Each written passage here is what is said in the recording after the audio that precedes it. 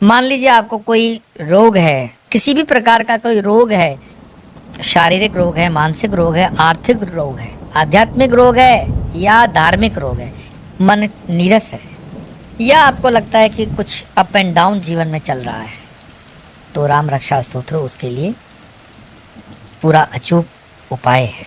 भगवान के साथ कभी भी व्यापारी बुद्धि से मत मिलना। व्यापारी बुद्धि से मिलने से तुम्हें व्यापार जैसा ही फायदा होता है, वो क्षणिक होता है। नमस्कार, नमो नारायण। राम रक्षा स्तोत्र अपने आप में एक बहुत दिव्य स्तोत्र है, इसमें कोई दो राय नहीं है। और जब आपने इतनी श्रद्धा से इस चीज़ को कहा है तो राम रक्षा स्तोत्र के विषय में पहले थोड़ी सी जानकारी आप समझ लो कि राम रक्षा स्तोत्र क्या है, क्यों है, कब करना चाहिए, कैसे करना चाहिए, इसका फल क्या होता है। हाँ, इसके बाद ये मन में संकोच मत लाना या शक मत लाना कि अगर इतने स्तोत्र हैं, इतनी विधियां हैं, अपने स्वाद अनुसार, आपके इष्ट अनुसार, कुल अनुसार, आपकी परंपरा अनुसार जो साधना आपको सुलभ है, सरल है और आपको हजम हो सकती है, उसी को करें। बताया तो बहुत कुछ जाएगा, इसका अर्थ ये नहीं कि सब आप करोगे। तो जो इष्ट अपने राम को मानते हैं कि भाई राम जी हमारे सर्वस्व हैं, उनके लिए राम रक्षा स्तोत्र तो बिल्कुल बहुत अद्भुत है। लेकिन सिर्फ ये राम जी के उपासकों के लिए है ऐसा नहीं है, क्योंकि इस बात को समझो कि इसको लिखा किसने है। लिखा है बुद्ध कौशिक ऋषि या विश्वामित्र जी ने। कैसे लिखा? तो शिव जी ने उनके स्वप्न में आकर उनको प्रेरणा दी। मतलब अब लिखवाने वाले कौन है? शिव जी। और इस स्तोत्र का पाठ करने से अति प्रसन्न कौन होता है? तो हनुमान जी। अब शिव जी भी आ गए, राम जी भी आ गए और हनुमान जी भी आ गए। लेकिन इसको करने से पहले इसी स्तोत्र का एक पाठ है, न्यास वगैरह का, उस चीज़ को भी समझ लो कि जैसे हम उसका न्यास पढ़ते हैं तो उसमें ऋषि का नाम आता है। तो इस स्तोत्र के ऋषि कौन? तो बुद्ध कौशिक ऋषि। देवता कौन? तो रामचंद्र भगवान। छंद क्या है? अनुष्टुप। और इसके कीलक, हर मंत्र में गुरु मंत्र जो होता है बीज, उसमें कीलक होता है। कीलक मतलब उसको खीली लगा के बांधा हुआ। इस स्तोत्र के कीलक स्वयं अपने आप में हनुमान जी है। तो आप समझ गए, अगर आप हनुमान भक्त हैं तो ये राम रक्षा स्तोत्र कितना दिव्य और कितना जागृत हो सकता है। इसके विनियोग का मतलब उसको होता है एप्लीकेशन करना या उसको एप्रोप्रिएट तरीके से सेट करना। अब इस पूरे स्तोत्र की शक्ति कौन है? तो वो है माँ सीता। अब इस स्तोत्र की अगर आप संरचना और हर पहलू पे ध्यान दिए होंगे तो ये स्तोत्र क्या कर सकता है, ये अपने आप में हर शब्द में उसकी आता जाएगा। दूसरा, इसके फ़ायदे अगर मानो कि दुनियावी चीज़ों के अंदर देखेंगे तो एक तो वो सुरक्षा का कवच बना देता है अपने चारों तरफ। मान लीजिए आपको कोई रोग है, शारीरिक रोग है, मानसिक रोग है, आर्थिक रोग है, आध्यात्मिक रोग है या धार्मिक रोग है, किसी भी प्रकार का कोई रोग है, मन नीरस है या आपको लगता है कि कुछ अप एंड डाउन जीवन में चल रहा है, तो राम रक्षा स्तोत्र उसके लिए पूरा अचूक उपाय है। और सुख, समृद्धि और मुक्ति तो हर इसमें से मिलती है, इसमें कोई दो राय है नहीं। दिन कौन सा इसका होगा? तो मंगलवार। संख्या कितनी पढ़नी चाहिए? जितनी ज़्यादा कर सको उतना अच्छा। मिनिमम तो एक बार तो पढ़ोगे ही, पर 11 बार करने से एक दिन में एक उसका काउंटिंग स्टार्ट होता है, गिनती स्टार्ट होती है। तो 11 बार कितने दिन तक पढ़ोगे? तो 45 दिन तक। ये अनुष्ठान हो गया। अनुष्ठान में क्या करना होगा? आसन का शुद्धिकरण करना होगा। और उस अनुष्ठान में जो 11 बार के लिए आप जल पात्र रखते हो, रोज़ नया जल बनाते हो, कोई बीमार है, क्योंकि इस स्तोत्र की हर लाइन को सुनना, बड़ी हर चीज़ के लिए वो स्तोत्र आपके काम करेगा, तो वो जल मरीज को दवा के माध्यम से, भोजन के माध्यम से अगर पिला सकते हैं तो अति उत्तम। आप स्वयं ग्रहण करें, बहुत अच्छा। परिवार के सब सदस्य लें, बहुत अच्छा। फिर भी कुछ बच गया है तो घर के चारों कोनों में छांट दिया। इसके अलावा भी ज़्यादा बन गया है तो पौधे में डाल दें, तुलसी वगैरह के। कुल मिलाकर के यह अमोघ कवच है। अच्छा, इसका अनुष्ठान नवरात्रि, चैत्र नवरात्रि में विशेष किया जाता है। चैत्र नवरात्रि में इसका अनुष्ठान बिल्कुल किया जाता है। और उसकी संख्या आप 100 रखें, 1000 रखें, 2000 रखें, 5000 रखें, ये आपकी श्रद्धा पर है, आपके कार्य पर भी है। तो जितनी इंटेंसिटी इसमें होगी उतना उसका रिजल्ट भी होता है। भगवान के साथ कभी भी व्यापारी बुद्धि से मत मिलना। व्यापारी बुद्धि से मिलने से तुम्हें व्यापार जैसा ही फायदा होता है, वो क्षणिक होता है। भगवान से कभी भी तुम्हारा संबंध हो तो वो शरणागति वाला रखना, उनके श्री चरणों में अपने आप को समर्पित कर देना। Unconditional surrendering to almighty is the ultimate truth of this spirituality. उसके लिए शर्त नहीं होती है, कंडीशंस नहीं होती हैं। तो मुझे उम्मीद है कि आप काफ़ी कुछ समझ गए। और नवग्रहों का ताप शमन करने के लिए, क्यों नवग्रहों का ताप शमन होगा? क्योंकि इसके कीलक हनुमान जी हैं। हनुमान जी किसके शिष्य हैं? सूर्य के। सूर्य क्या है? नवग्रहों के बीचों बीच, उनके सर्वस्व वही हैं। तो कुल मिलाकर के जहाँ राम जी हों, जहाँ सीता जी हों, जहाँ शिव जी हों, जहाँ हनुमान जी हों, तो स्तोत्र तो दिव्य होना ही था। तो राम रक्षा स्तोत्र का जब हम प्रारंभ करेंगे, बिल्कुल सावधान हो जाइए, बिल्कुल पवित्र हो जाइए, आसन को ठीक करिए, आचमन कर लिया है और राम रक्षा स्तोत्राणी की प्रारंभ करेंगे।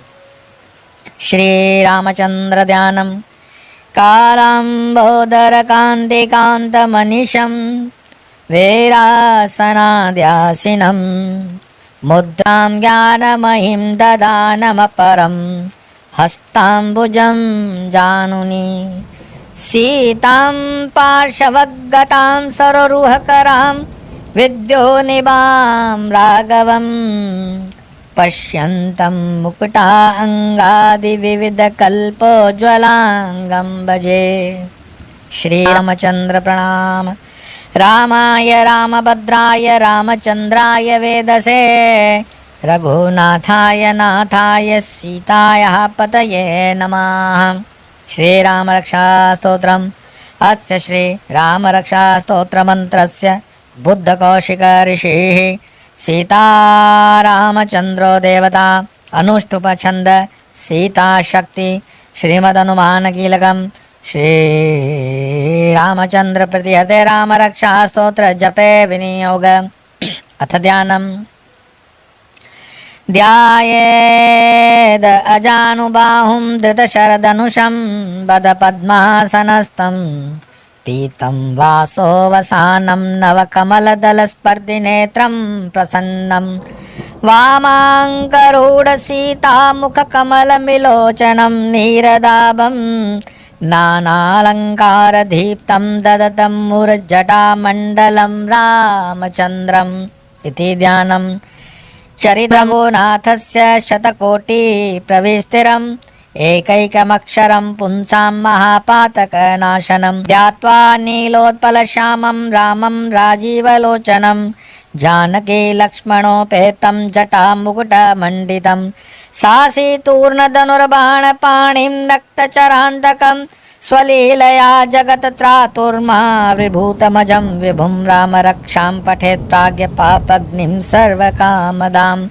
शिरो मे राघव पातु बालं दशरथात्मज कौसल्यो दृशो पातु विश्वामित्रप्रियश्रुति घ्राणं पातु मखत्राता मुखं सौमित्रे वत्सल जीवाव्यानिधि पातुं कंठं भरतवन्दित स्कंदो दिव्यायुध पातु भुजो भग्नेशकार्मुक करो सीतापति पातु हृदयं जामदग्निजित मध्यं पातु खरध्वंसी नाभिं जाम्बवदाश्रय सुग्रीवेश कटि पातु शक्तिनी हनुमत्प्रभु उरु रघुतम पातो रक्षकुल विनाशकृत जानुनि सेतु कृत पातु जंगे दशमुखान्तक पातु विभीषण श्रीद पातु रामोऽखिलं वपु एतां रामबलोपेतां रक्षां यः सुकृतिः पठेत् सच्चिरायु सुखी पुत्री विजयी विनयी भवेत्। पाताल भूतल व्योमचारिण छद्मचारिण न दृष्टुमपि शक्तास्ते रक्षितं राम नामभिः रामेति रामभद्रेति रामचन्द्रेति वा स्मरन् नरो न लिप्यते पापैर्भुक्तिमुक्तिं च विन्दति जगज्जैत्रैकमन्त्रेण रामनाम्नाभिरक्षितं यः कण्ठे धारयेत् तस्य करस्था सर्वसिद्धय वज्रपञ्जरनामेदं यो रामकवचं स्मरेत् अव्यादाज्ञ सर्वत्र लभते जयमङ्गलम् आदिष्टवान् यथा स्वप्ने राम रक्षामिमां हर तथा लिखितवान् प्राप्त प्रबुद्धो बुधकौशिक आरामकल्पवृक्षाणां विराम सकलापदाम् अभिरामस्त्रिलोकानां राम श्रीमानसनः प्रभुः तरुणो रूप संपन्नो सुकुमारो महाबलो पुंडरीक विशालाक्षो चिरकृष्णाजिनाम्बरो फलौलाशिनो दन्तो तापसो ब्रह्मचारिणो पुत्रो दशरथस्यैतो भ्रातरो रामलक्ष्मणो शरण्यो सर्वसत्त्वानां श्रेष्ठो सर्वधनुष्मतां रक्षकुलनिहन्तारो त्रायेतां नो रघुतमो आतसज्जधनुषा विशुस्पर्शा वक्षया शुगनिषङ्गसङ्गिनो रक्षाय मम राम लक्ष्मणा व्रग्धतपथि सदैव गच्छताम् सन्नदकवचे खड्गे चापबाणधरो युवा गच्छन्मनोरथोऽस्माकं राम पातु स लक्ष्मण रामो दाशरथि शूरो लक्ष्मणानुचरो बलि काकुत्स्थः पुरुषः पूर्ण कौसल्येयो रघुत्तम वेदांत वेद्यो यज्ञेश पुराण पुरुषोत्तम जानकी वल्लभ श्रीमान प्रमेय पराक्रम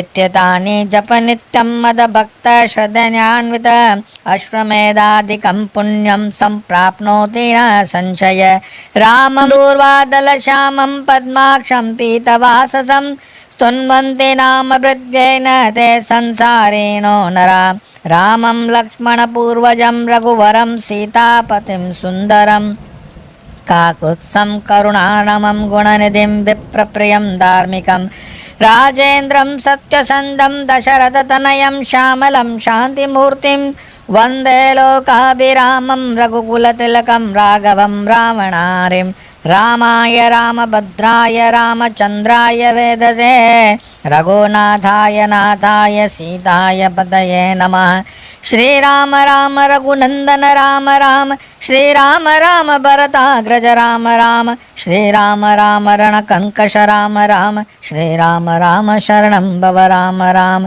श्रीरामचन्द्र चरणो मनसा स्मरामि श्रीरामचन्द्र चरणो वचसा गृह्णामि श्रीरामचन्द्र चरणो शिरसा नमामि श्रीरामचन्द्र चरणो शरणं प्रपद्ये माता रामो मत्पिता रामचन्द्र स्वामी रामो मत्सखा रामचन्द्र सर्वस्वं मे रामचन्द्रोर्दयालु नान्यं जाने नैव जाने न जाने दक्षिणे लक्ष्मणो यस्य वामे तु जनकात्मजा पुरुतमारुतस्य तं वन्दे रघुनन्दनं लोकाभिरामं रणरङ्गधीरं राजीवनेत्रं रघुवंशनाथं कारुण्यरूपं करुणाकरं तं श्रीरामचन्द्रं शरणं प्रपद्ये मनोजवं मारुततुल्यवेगं जितेन्द्रियं बुद्धिमतां वरिष्ठं वातात्मजं वानरयूथमुख्यं श्रीरामदूतं शरणं प्रपद्ये कूजन्तं राम रामेति मधुरं मधुराक्षरम्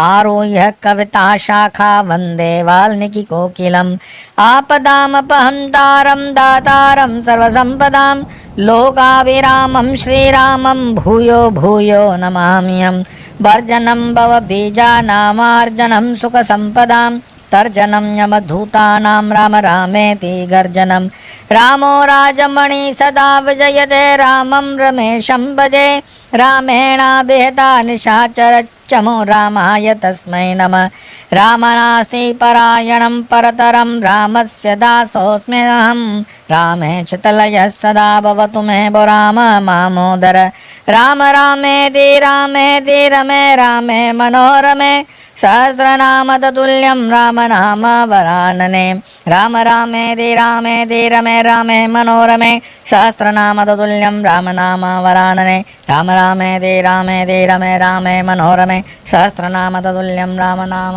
वरानने। और इस करने से क्या लाभ आप तो करके स्वयं देखेंगे। आज इतना ही, फिर मिलेंगे अगले वीडियो में, तब तक के लिए नमो नारायण।